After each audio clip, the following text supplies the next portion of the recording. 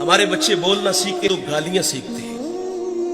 ہمارے گھر کا ماحول ایسا ہے، والد بچوں کو گالیاں دیتا ہے، اور وہ بچپن میں سیکھی گالیاں کل بڑے ہو کر وہ والد کو بھی گالی دیتا ہے.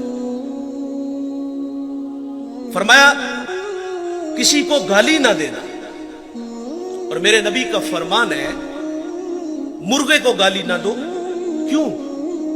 فرمایا اس لیے کہ وہ تمہیں نماز کے لیے اٹھاتا ہے. یہاں رک کر کے ایک جملہ عرض کروں گا. فرمایا مرغے کو گالی نہ دو، وہ تمہیں نماز کے لیے اٹھاتا ہے. آج لوگ علماء کو گالیاں دیتے ہیں جو لوگوں کو دین سکھاتے ہیں، جنہیں استنجا کرنے کا بھی پتہ نہیں نہ ہوتا، جو منہ میں آتا ہے وہ کہہ دیتا ہے. فرمایا پسو کو بھی گالی نہ دو. تعلیم تو یہ ہے کہ کسی پر لعنت بھی نہ کرو. سیدنا صدیق اکبر رضی اللہ تعالیٰ عنہ فرماتے ہیں ایک دن مجھے غلام پہ غصہ آ گیا اور میں نے اس پہ لعنت کر دی. تو نبی رحمت صلی اللہ علیہ وسلم فرماتے لعینا وصدیقینا کلا ورب الکعبہ. صدیق بھی ہو اور لعنت بھی کرے، رب کعبہ کی قسم ایسا ہرگز نہیں ہو سکتا. تو آپ جی ہی جی میں شرمسار ہوئے اور اس غلام کو آپ نے کفارے کے طور پہ آزاد کر دیا. جابر کو حضور نے پہلی نصیحت فرمائی کہ کسی کو گالی نہ دینا.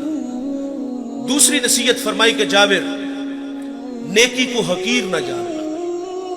ہم لوگ گزر جاتے ہیں اس خیال سے کہ بھلا اس کا اجر کیا ہوگا. رحمت حق بہانہ می جوید. اللہ کی رحمت بندے کو بخشنے کے بہانے ڈھونڈتی ہے. ایک بہت بڑے محدث دنیا سے گئے، کسی کو خواب میں ملے تو پوچھا سنائے صاحب کیسے ہیں؟